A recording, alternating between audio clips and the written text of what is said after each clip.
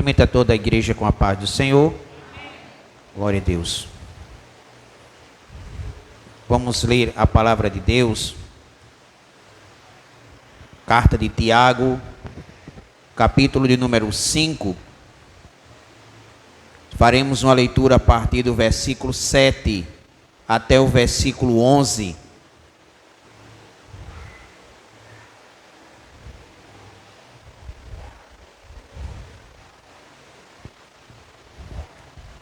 Carta de Tiago, capítulo de número 5. Estamos já no final da carta. Começamos no capítulo de número 2 e já estamos chegando no último capítulo. Versículo 7 do capítulo 5. Todos já encontraram? Digo amém. Sede, pois, irmãos, pacientes até a vinda do Senhor. Eis que o lavrador espera o precioso fruto da terra, aguardando-o com paciência, até que receba a chuva temporã e seródia. Sede vós também pacientes, fortalecei o vosso coração, porque já a vinda do Senhor está próxima. Irmãos, não vos queixeis uns contra os outros, porque não sejais condenados, para que não sejais condenados. Eis que o juiz está à porta. Meus irmãos, tomai por exemplo de aflição e paciência os profetas que falaram em nome do Senhor. Eis que temos por bem-aventurados os que sofreram. Ouvistes qual foi a paciência de Jó, e vistes o fim que o Senhor lhe deu, porque o Senhor é muito misericordioso e piedoso. Podem sentar. Sabemos que a carta de Tiago foi escrita para os irmãos judeus convertidos que estavam sofrendo pressões de todos os lados em Jerusalém. Eram os judeus que se convertiam ao Evangelho e, por largarem as práticas judaicas, sofriam perseguições dos demais irmãos. Isso fez com que eles saíssem de Jerusalém e se dispersassem por toda a Palestina, indo a diversas outras cidades e lá congregando, buscando ao Senhor. Mesmo assim, ainda sentiam desejo de voltar à sua terra natal, mas com medo da perseguição que poderia custar a sua vida, eles simplesmente não voltavam. Então esses irmãos, mesmo diante da solidão de estarem fora da sua cidade, da qual eles desejariam estar lá, mesmo passando perseguições em terras estranhas, Tiago escreve essa carta a eles, relevantando o seu ânimo, estendendo a eles uma palavra de ressurreição, para que eles não desanimem, para que eles não esfriem, para que eles não larguem de jeito nenhum, mas pelo contrário, eles continuem na fé, continuem na perseverança, continuem na batalha, sabendo que brevemente o Senhor voltará para levar a sua igreja. Então, o texto aqui, ele começa exortando acerca da paciência.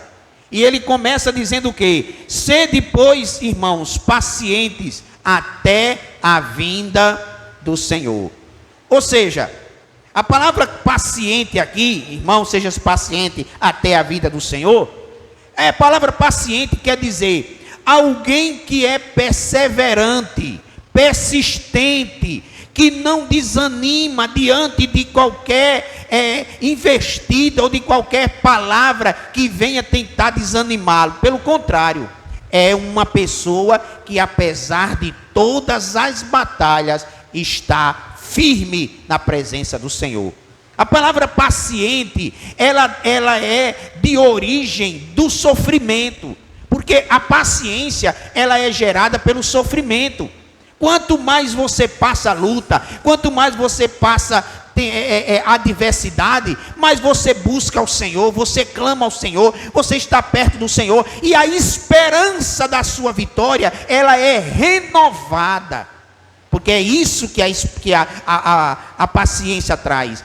A esperança aqui não é algo que você sente baseado numa impossibilidade.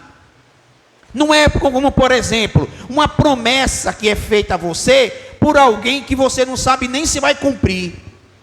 Fulano prometeu isso a mim, mas eu vou esperar, né? Pode ser que aconteça e pode ser que não aconteça, mas para todos os efeitos eu vou esperar. Então isso é uma esperança. Mas essa esperança, que é fruto da paciência aqui, não está baseado numa incerteza, numa dúvida, não. A esperança aqui dos irmãos e devem estar baseadas na promessa de Jesus, que disse: eu vou para o Pai, mas eu voltarei para levar vocês para mim mesmo, para que onde eu estiver, esteja vós também. Então, essa esperança, ela tem uma base em cima de uma promessa de uma pessoa que não mente, nem se engana e não faz promessa a ninguém que não possa cumprir, porque Deus é fiel e verdadeiro. Jesus, quando se revelou para João na ilha de Patmos, ele disse assim: eu sou a testemunha fiel e verdadeira. Ou seja, aquilo que ele decretou, aquilo que ele prometeu, vai cumprir. Ele prometeu que se nós orássemos pelos enfermos, eles seriam curados, e Jesus cura dentro da igreja. Ele prometeu que se nós pregássemos o evangelho a toda criatura, haveria conversão e batismo, e isso acontece dentro da igreja. Ele disse que se nós permanecêssemos fiéis a Ele, nós seríamos perseguidos até pela nossa família. Isso acontece também dentro da igreja. Então tudo aquilo que Jesus falou era uma prova real daquilo que vai acontecer. Ele disse que haveria guerra, rumores de guerra, terremoto, peste, fome, e tudo isso acontece. Então, dentre todas essas promessas, ele também disse que haverá o quê? Haverá o arrebatamento da igreja. Então, veja bem, irmão, o que é que me faz estar em Cristo? O que é que me faz ser crente?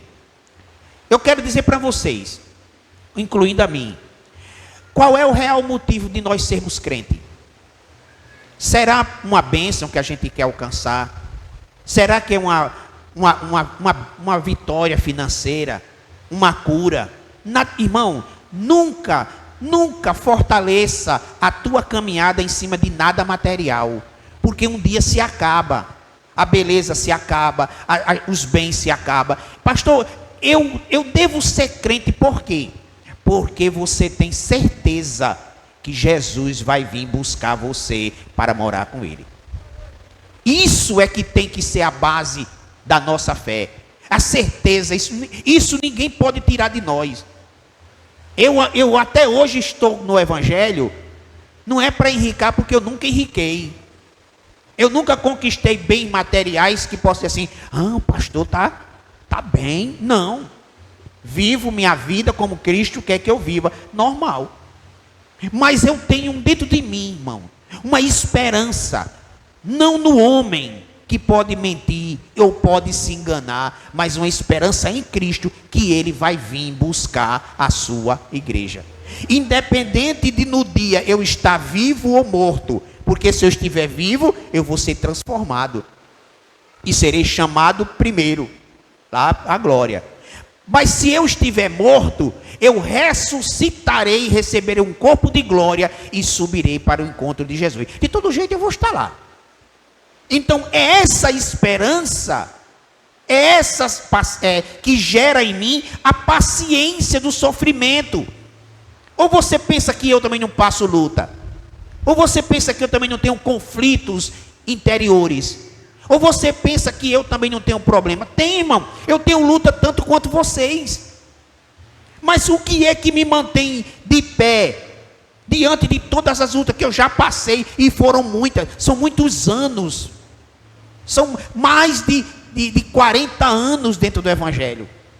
Todo esse tempo, foi só bênção para mim? Foi só maravilha? Nada, meu irmão. Eu já passei por situações dentro do Evangelho, que se eu fosse uma pessoa que tivesse uma visão materialista, eu já tinha caído fora. Mas sabe o que é que me mantém de pé até hoje? Que nunca me desviei, nunca me desviei, nunca. Mas sabe por quê? Porque eu tenho certeza que Jesus vai voltar. Entendeu, irmão? Eu tenho certeza. Ele não mente, não. Apesar de que, na época de Paulo, Paulo dizia assim: amados, não sejais ignorantes acerca dos que já dormem, porque o mesmo Senhor descerá do céu com alarido e com voz de arcanjo, com trombeta de Deus, e nós que ficarmos vivos seremos arrebatados. Então Paulo tinha uma esperança de que Jesus voltaria com ele ainda em vida. Mas Paulo morreu há muitos e muitos anos, foi decapitado. Mas Paulo, quando morreu, ele morreu na certeza de que mesmo seu corpo desfeito na terra, o Senhor vai voltar e vai ressuscitá-lo. Então, essa deve ser a esperança que vai gerar em mim e em você a paciência para suportarmos a luta quando elas chegarem. Porque esse evangelho que ensinam só de bonança, só de prosperidade, só de coisa boa, só de bênção, só de vitória, esse é um evangelho enganoso. O evangelho de Jesus é de dor, é de cruz, é de renúncia, é de rejeição, é de calúnia, é de pressão de todos os lados. Jesus nunca prometeu nada de bom para quem seguisse ele aqui na terra. Ele nunca prometeu. Pode procurar na Bíblia, se você achar, me mostre, que aí eu peço perdão pelo meu equívoco. Mas eu não encontro. Tudo que Jesus promete de bom para quem segue ele, ele aponta para cima. Mas isso não quer dizer que Deus nos desampare na terra, nos humilhe, nos deixe. Não, Ele está conosco. É o Espírito Santo que nos conforta, nos alegra, nos enriquece, nos ajuda, nos sustenta. Ai de nós se não fosse o Senhor, nem aqui nós estaríamos. É Ele que nos dá o fôlego de vida, é Ele que nos dá a capacidade de quando chega amanhã, não importa a hora, 5 horas da manhã, 4 horas da manhã, 6 horas, 7 horas, que você de repente, pá, desperta. Você estava morto, mergulhado num sono. Muitos chegam a esse ponto, mas não voltam mais. E você, Deus chega lá bem pertinho, é como se Deus chegasse perto de você e fizesse assim, ó, com o dedo em você. Pum, você acorda. Não importa a hora, mas toda manhã você acorda, porque o dedo de Deus te toca para você acordar. Como quem diz assim, toma mais um dia de presente. Quando você deita, irmão, que você fecha os olhos, tchau. É como se você tivesse morrido ali. Você morreu. Se você tiver um infarto no meio da noite, se for um irmão, a mulher acordar, tá assim, ó. Igual meu pai. Meu pai foi deitar na rede. Estava lá na rede, na sala. Minha mãe no quarto, deitado. Quando ela acordou, que chegou lá, ele estava no chão, emborcado. Nivaldo? Ô Nivaldo. Já era Nivaldo. Então ele não gritou, ele não esperneou, não fez movimento nenhum. Só fez, caiu da rede. Mas todo dia, pela manhã, repito, Deus vai lá e toca em você e ressuscita você para mais um dia. Então isso é o cuidado de Deus, é o amor de Deus. Então o evangelho não é só dor, é bênção também. O evangelho não é só sofrimento não, é alívio também. Mas quando eu falo de sofrimento, eu estou falando de base. Eu estou falando de onde você está botando a sua casa espiritual. De onde você está botando a sua convicção de fé. Aonde? Em cima de quê? Em cima da prosperidade? Um dia ela vai acabar. Aí você se desmorona. Em cima de quê? Do namoro. Já vi muitos fazerem isso. Se baseia a fé em cima do namoro, o namoro acaba, se desvia. Em cima de quê? De uma bênção material. A bênção não vem, o cara se desvia. A tua fé, A tua vida cristã tem que estar fortalecida, baseada em cima da certeza que Jesus vai voltar. Isso quer dizer o quê? Que você não vai trabalhar mais, você não vai estudar, vai jogar tudo pro ar, vai viver à vontade. Jesus vai voltar mesmo, não vou ligar com nada. Não, não, não. Enquanto você estiver aqui, os seus projetos, os seus sonhos devem ser realizados, sim. Corra atrás dos seus objetivos, corra atrás de crescimento material, do crescimento espiritual. Faça o que você puder fazer de melhor para você viver bem. Mas isto não significa que seja a razão da sua existência. Qual é a razão da minha existência, pastor? Adorar a Deus e servi-lo e esperar a qualquer momento a volta do seu Filho Jesus. Amém, igreja? Para dar um exemplo melhor, Tiago usa uma linguagem aqui que é compreendida por todo mundo que iria ler essa carta, que é a linguagem do lavrador ou do agricultor. Ele disse o seguinte: o lavrador espera o precioso fruto da terra, aguardando com paciência até que receba a chuva temporã e seródia. A chuva temporã era as primeiras chuvas do ano. Ele aproveitava já a terra molhada, arava a terra, jogava a semente, adubava a terra, fechava e ia esperar agora a chuva temporã, que era o segundo período de chuva na Palestina. Aí quando vinha a chuva seródia, aí ela já encontrava a terra toda plantada, aí ia só lavando tudo, aguando tudo para a planta nascer. Mas o que é que ele quer dizer com isso? Ele quer dizer o seguinte: que o agricultor, por mais experiente que ele seja, ele não tem o poder de fazer a semente germinar e crescer e produzir fruto. Ele tem que esperar. Veio de onde, meu filho? Eu vim da roça. Não trouxe nadinha, meu filho. Um feijãozinho, não trouxe nada. Minha filha, eu plantei a semana passada. Sim, mas você não plantou? Vai buscar. Mas não tem, minha filha, nada. A semente está na terra. Tem que esperar agora o tempo certo para que cresça e produza fruto. Ou seja, ele está dizendo o seguinte: que certos acontecimentos não dependem de nós. É alheio o nosso poder. Como, por exemplo, a volta de Jesus. Não depende de mim. Eu não tenho como dizer, volta, Jesus. Ou então Jesus chegar para mim e dizer assim: Antônio, se tu subir a ladeira do Rangel 10 vezes, eu volto. Não tem. Não tem uma receita para apressar a volta de Jesus. Ou fazer, não, eu tenho que ser bem crente. Eu vou ser bem crente, fiel mesmo, para Jesus voltar logo. Não vai. A volta de Jesus é independente do nosso controle. Mas uma coisa é certa: ele vai voltar. E eu, por saber disso, não vou perder tempo e esperar que eu venha me preparar no dia que ele voltar.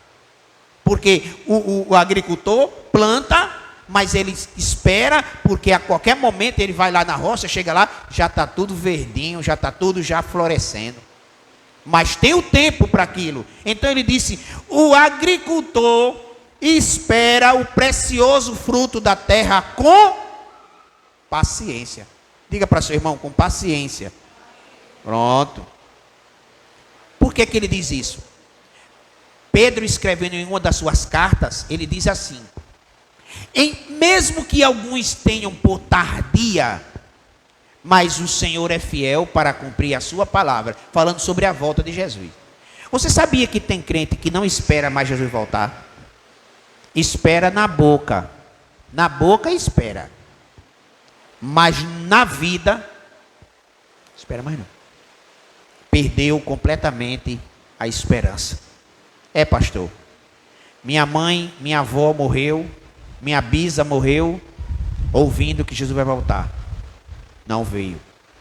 Minha avó esperava Jesus voltar, morreu com 85 anos. Não voltou. Minha mãe morreu com 80, esperando Jesus voltar. Não voltou. E agora estou eu aqui esperando Jesus voltar. Já estou com 50 e Jesus não volta. Pastor, O senhor me desculpa, vou ser sincero com o senhor. Eu acho que isso é conversa fiada de igreja. Enquanto isso, eu estou perdendo meu tempo dentro da igreja, podendo ter aproveitado o Réveillon. Podia estar no festa de verão, lá, curtindo lá, com meus amigos, com as minhas amigas. Estou dentro de uma igreja, não posso fazer isso, não posso fazer aquilo, não posso fazer isso, não posso fazer aquilo, me privando de viver. Eu, uma jovem, pastor. Está aí, ó, festa de verão, lotado, cantores de todo canto, que podia estar lá, com as mãozinhas para cima, cantando. Mas estou dentro de uma igreja, sobre a tutela de que Jesus vai voltar. E se ele não voltar, pastor? E se ele não voltar? Então Satanás está começando devagarinho, em algumas cabeças, mudando isso aí. Porque foi assim que ele fez com Eva. Quando Deus chamou Adão e disse assim: Adão, de toda árvore tu pode comer, menos essa, porque se tu comer tu morre. A serpente chegou para Eva e disse assim: Eva, Deus te proibiu de comer todas as frutas? Ela disse: não, só proibiu essa. Mas por que ele proibiu só essa? Ele tem os seus desígnios, ele é Deus. Eu vou te dizer por quê. Ele não quer que tu coma dela, para que tu não se autocomande, viva sempre debaixo do comando dele. Porque ele sabe que no dia que tu comer dessa fruta, tu vai se individualizar dele, tu vai se tornar como um Deus. Pronto. Aguçou a cobiça de Eva. E a Bíblia diz que ela olhava para a fruta e se sentia atraída, não pela fruta, porque existiam outras iguais, mas aquela proibida lhe chamava mais atenção, porque tinha por atrás dela uma vantagem: ser igual a Deus. Resultado: comeu, deu ao marido e ambos pereceram. Então até hoje Satanás usa a mesma estratégia. O que é que tu está fazendo dentro de uma igreja de crente? Me diga. Não, porque eu estou ali louvando a Deus. Todo culto é a mesma coisa. Hino da harpa, oração, corinho com as irmãs. Depois vem o cara prega, pregação meia sem graça. Tu fica lá só escutando, vontade até de dormir. Tu está perdendo teu tempo, tua juventude. Tu podendo estar curtindo tua vida, tu está perdendo teu tempo dentro de igreja de crente. Tua vida está melhorando? Já compraste tua casa? Não. Já compraste teu carro? Não. Já tem o teu próprio negócio? Ainda não. Tu está servindo um Deus miserável. Tu está servindo uma ideologia pagã, totalmente cega. Tu sabe quem é que acredita em Deus? É pobre que não tem nem o que comer. Ai, meu Deus, me ajude. Tu vê rico clamando, meu Deus? Rico essa hora está na sua lancha, tomando o seu uísque, os seus melhores caviares. Está pensando em Deus. Tu vê um rico dentro de igreja? Mas tem alguns gato pingado que não tem visão de vida. E o diabo começa devagarinho, irmão, jogando isso. Olha, desde que eu ouvi numa revista, uma revista para jovem, eu li a seguinte frase: perder a virgindade é como trocar de roupa. Não precisa seus pais tomar conhecimento disso. Deixe que com o tempo eles se acostumarão com a ideia de você não ser mais virgem. Depois que eu li isso, irmão, por uma psicóloga juvenil, psicóloga escreveu isso. A Bíblia diz que o mundo jaz no maligno. Então, quanto mais Satanás puder afastar você da ideia da esperança da volta de Jesus, que você como cristão precisa estar preparado, não porque a sua preparação lhe dá o direito de subir, não, é porque Jesus já te libertou do mundo e você agora vive uma nova vida em Cristo Jesus. Quanto mais ele puder confundir a sua mente com as coisas desse mundo, Irmãos, nós estamos às vezes, parece que nós estamos parados no tempo, gente. Desperta para o que o diabo está fazendo no mundo. Ele sabe que Jesus vai voltar, ele tem certeza. Ele viu quando Jesus estava nas nuvens, flutuando nas nuvens assim, e de repente subiu ao céu. Ele viu quando 2 anjos desceram, se posicionaram assim e disseram para os discípulos: varões da Galileia, porque estáis olhando para o céu, esse Jesus que vocês vistes recebido acima nos céus, há de vir, assim como para o céu o vistes ir. O Satanás acompanhou a história da Bíblia, do Gênesis até o Apocalipse. Ele sabe que todas as promessas que Jesus falou sobre a sua vida são fiéis e verdadeiras. E ele está vendo que a cada dia que passa, ele sente que ele é espiritual. Então ele sente pelas coisas do mundo que Jesus vai buscar a sua igreja a qualquer momento. Aí ele vai deixar eu subir? Ele, não, deixa, o pastor não tem mais jeito não, já está há 40 anos no evangelho, sai não tem no mundo quem tire ele não, vai, nunca, ele nunca vai perder a esperança maligna dele, de me ver caído no mundo, fazendo a vontade dele. Então irmão, desperte, por favor, desperte, para a tua vida, deixa dos outros, a tua. Eu fico parado às vezes, Jesus, volte logo. Não é que eu esteja querendo cair fora, de jeito nenhum. Jesus me chamou. Você está aqui porque Jesus te chamou. Você foi escolhido, escolhida. Você não está aqui porque você quer. Você está aqui porque o Senhor te chamou. Então permaneça. Eu sei que tem hora que dá vontade da gente cair fora. Eu não vou mentir. Já teve momento de minha vida que eu pensei, sabe uma coisa? Eu vou cair fora. Você gosta de crente? Porque o diabo começou a abrir meus olhos para as coisas materiais que eu poderia estar alcançando como não crente, e como crente eu não conseguiria alcançar. Então ele estava jogando isso na minha cara. E tinha momento que eu pensava seriamente em não mais pertencer a igreja nenhuma, congregar em canto nenhum. Primeiro, vontade era ficar em casa, dando glória a Deus em casa, assistindo o culto pela internet. É mais futuro. Igreja é só problema, só humilhação. Já levei muito na cara. Ficar em casa. Eu vejo os que estão em casa, estão caídos. É isso que o diabo quer. Faça isso não, irmão. Eu sei que a luta é grande. Se não fosse, Paulo não teria dito que enquanto nós estivermos nessa carne, haverá uma guerra dentro de você entre a carne e o espírito. Por isso que Tiago está dizendo, amados, tenha paciência. Assim como um agricultor tem paciência para esperar o tempo da chuva, temporã e seródia. Ele espera, pode ser o tempo que for. Você que é do interior, você sabe disso. Você tem na sua mesa feijão, arroz, tem na sua mesa aqueles gêneros todos alimentícios, mas aquilo ali veio de onde? Veio lá da roça. Mas tem um tempo. Passa o ano todinho. Agora é o tempo da manga. Quem tem sítio, fica lavado os pés, né? O chão de manga. Mas vai chegar o dia que vai acabar. Aí já vem outra fruta. Cada uma no seu tempo. Não adianta o agricultor querer apressar. Nasça logo, que não vai conseguir.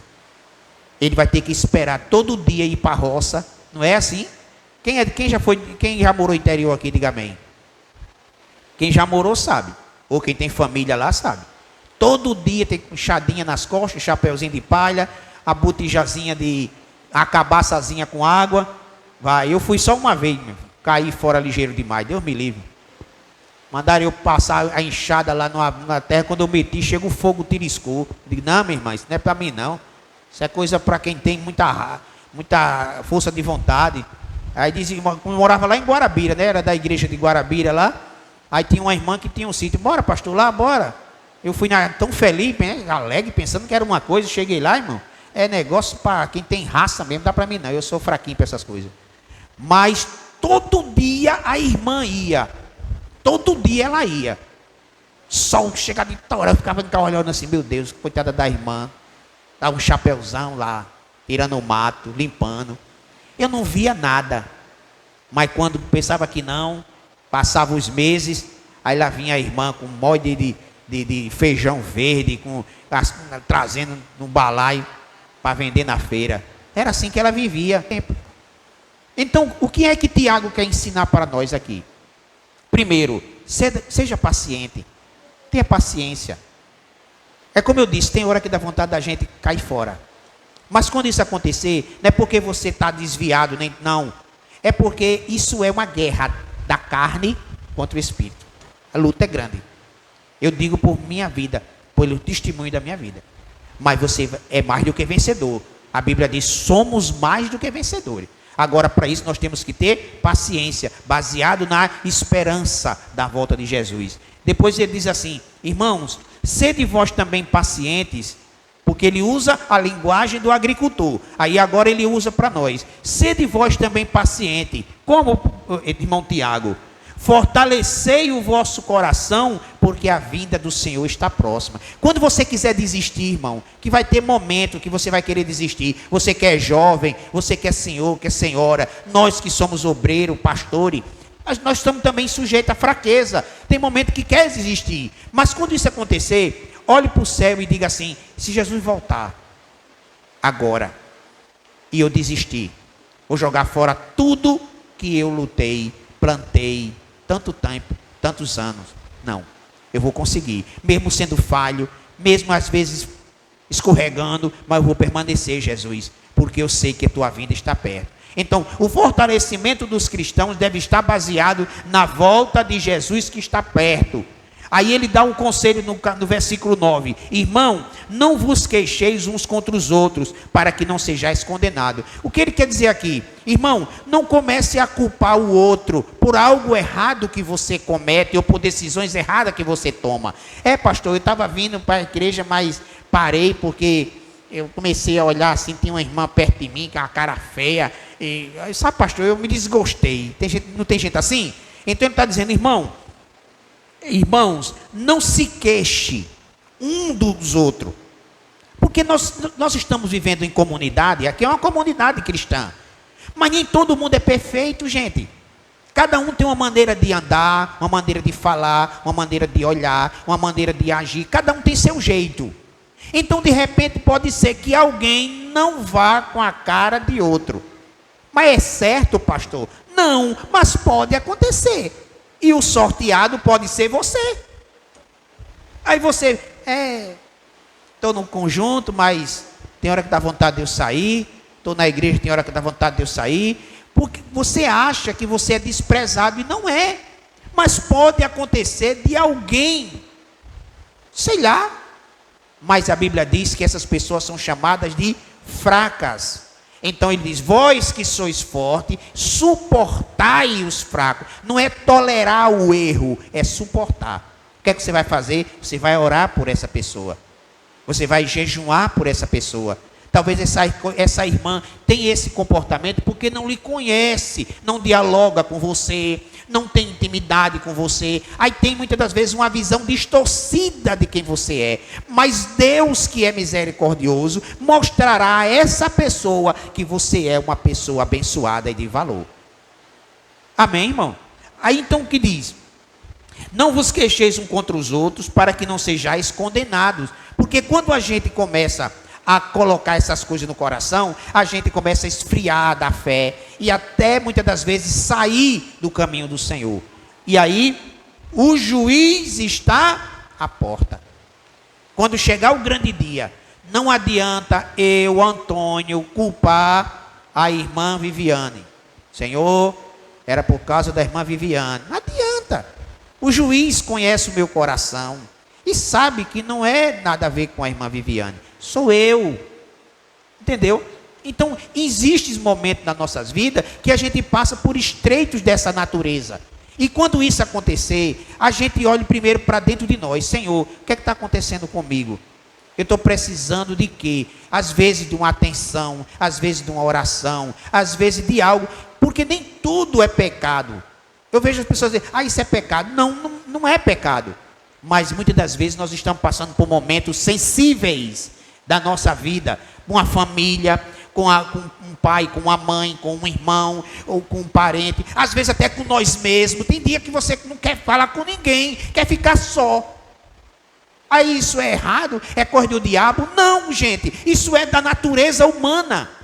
Nós temos que respeitar as regras da natureza humana. Tem dia que você está feliz, cantando, conversa com todo mundo. É uma alegria só. Mas tem dia que você não quer conversar com ninguém, você quer ficar só. Isso só é mal quando isso se estende por vários dias. E chega ao ponto de enclausurar você. Deixar você preso dentro do mundo que você criou. Aí começa a ser algo mal. Mas você não está disposto, você não está no momento de sorrir. Aí o irmão entrou na igreja com a cara fechada, misericórdia, sendo que... não, gente. Talvez aquele irmão está igual a Ana, com a alma amargurada. Aquela irmã está com a alma amargurada. Você não sabe de onde ela veio. Você não sabe o que é que está acontecendo na casa dela. Não é obrigado ninguém estar contando tudo o que acontece na sua vida. Aí às vezes no próprio conjunto mesmo, eu sentei perto da irmã Rosângela. Olha a cara da mulher, ó. Parecia até que ia me engolir. Coitada da irmã Rosângela, teve uma luta tremenda com a família em casa, ou com um parente que mora lá em Natal, sei lá. E a irmã Rosângela está triste, está com a alma tão angustiada, não quer conversar com ninguém, quer ficar no canto dela. Deixa a irmã Rosângela lá, pelo amor de Deus. Ore pela Jesus, o que é que tua serva está acontecendo com ela, Senhor? Ela sempre chega aqui com um sorriso e está tão assim sério, difícil. Ore por ela. É isso que a Bíblia diz, que a gente tem que aprender a ser empático, irmão, a sentir a necessidade um do outro, e não criticar, e não se queixar do irmão para o outro, porque isso fere, entristece. Então, se você está vivendo um momento desse, então creia que Deus é misericordioso. Por isso que no final ele diz, porque o Senhor é muito misericordioso e piedoso. Aí ele continua dizendo assim, irmãos, tomai, por exemplo, a aflição e paciência dos profetas que falaram em nome do Senhor. Aí ele, para autenticar a sua veracidade na narrativa, ele já usa um texto do Antigo Testamento. Aí aqui ele diz, temos por bem-aventurados que sofreram. Ouviste qual foi a paciência de Jó e viste o fim que Deus lhe deu? Então isso ele quer dizer o seguinte, que assim como os profetas, os grandes homens de Deus e mulheres de Deus do passado, sofreram tribulações e angústia na sua alma, mas não desistiram, nós devemos imitá-los também. Porque ele quer dizer o seguinte, gente, se Jó conseguiu perder tudo, ficar na miséria completa, depois adquirir uma doença maligna da cabeça aos pés, e não praguejou contra Deus, e não murmurou contra Deus, murmurou contra si, murmurou contra o dia do seu nascimento, se achou indigno de estar na presença, mas nunca contra Deus, e venceu, e foi abençoado, então é possível que nós também possamos conseguir isso, através do Espírito Santo. Então primeiro ele mostra que nós não estamos livres de passar por isso, ele está dizendo que nós também podemos passar. Você está aí, ó, de bem, de repente sua vida pode fazer isso, ó, cabeça para baixo. É igual um irmão que se converteu, veio à igreja, né, ouviu a palavra, se converteu, aceitou Jesus. Na outra semana, o irmão não veio para o culto, passou bem uma semana sem vir para o culto. Quando veio, meu irmão, foi que houve, meu amado? Pastor, eu estou numa dúvida tão grande, só Jesus. Pastor, depois que eu aceitei Jesus, o senhor lembra? Lembro. Pastor, minha geladeira queimou. O fogão lá de casa está todo entupido. Mas foi assim, pastor, de um dia para a noite, tudo numa semana só. O ferro elétrico pipocou. Pastor, olha, até o emprego eu perdi. Então tem hora que eu penso, pastor, que Deus não me quer na igreja de crente, não. Aí eu disse, mas rapaz, o inimigo é muito astuto. Aí eu fui e dei essa palavra para ele. Tenha paciência. Eu sei que é difícil você dizer isso para uma pessoa, né? A gente falar é fácil, né? É muito fácil. Tenha paciência, irmã. Tenha paciência, irmão. Irmão José, tenha paciência. Né? Quando o irmão José ia se operar, irmão José, creia que Deus vai com o Senhor. É fácil para a gente, mas na hora a gente precisa realmente ter essa certeza dentro de nós. Senão a gente fica naquela dúvida, porque é conosco que está acontecendo a coisa. É conosco. É por isso que Deus entende você, irmão. Nunca pense que Deus é aquele homem sentado numa cadeira, com um chicote na mão, para só dar lapada, não. Ele entende cada um de nós. Ele sabe quando a gente está alegre, ele sabe quando a gente está triste, ele sabe quando a gente está angustiado. Jó entrou numa depressão profunda de alma, porque muitos acusavam Jó da situação que ele estava vivendo por ser um pecado. E ele sabia que não tinha pecado contra Deus para merecer aquilo. Mas por outro motivo ele dizia, é de Deus a direção e a vontade de executar o que ele quiser. Ele dá e ele toma. Louvado seja o nome do Senhor. Então, assim como os profetas foram tentados, provados, massacrados, peneirados, esmagados, mas tiveram vitória, nós também teremos. Tenha paciência. Espere. Quando Jesus voltar, tudo isso vai acabar. Não haverá pranto, não haverá choro, não haverá tristeza, não haverá luta. Tudo vai acabar, irmão. Você só vai ter na sua boca uma frase: valeu a pena esperar. Até lá, nós vamos trilhar caminhos difíceis. Até lá, nós vamos passar por momentos difíceis. Não tenha vergonha de, se em algum momento você se sentir desanimado, procure ajuda espiritual de alguém que possa realmente lhe ajudar. Quer desabafar? Me procure a missionária Joana. Mas está acontecendo isso e isso. Chore, tenha vergonha de chorar não. Eu já chorei muito na frente de membro de igreja, de obreiro, eu já chorei. Isso não é vergonha não. Pelo contrário, isso aí é bom para nós. E aquilo que você conversar com a gente ali, fica ali. Entendeu? Tem momentos que a gente até, meu Deus, o que é que está acontecendo? Mas Deus sabe o que está acontecendo na vida de cada um. Nós nunca vamos lhe desprezar. Eu, pelo menos, não. O que eu puder fazer para ajudar você, sua família, numa palavra, numa oração, numa visita, você sempre terá o nosso apoio. Não é porque eu sou bom, nem porque sou melhor do que os outros. É obrigação minha fazer esse trabalho. Eu só digo uma coisa: usufrua dela. Usufrua da misericórdia de Deus. Usufrua da compaixão de Deus, da piedade de Deus, do cuidado de Deus sobre a tua vida. Mas nunca saia do caminho do Senhor. Saia não, irmão. Seja do jeito que for, ou correndo ou devagar, andando ou engatinhando, não saia da uma coisa: Deus entende a cada um de nós. A única coisa que Ele não vai concordar com você é você largar Ele. Não largue não, vá devagarinho, seja lá como for, aguarde com paciência, porque assim como o lavrador espera com paciência o dia de colher o fruto, você também vai colher o seu fruto, porque Deus é fiel e verdadeiro. Fica de pé, por gentileza. Vamos orar ao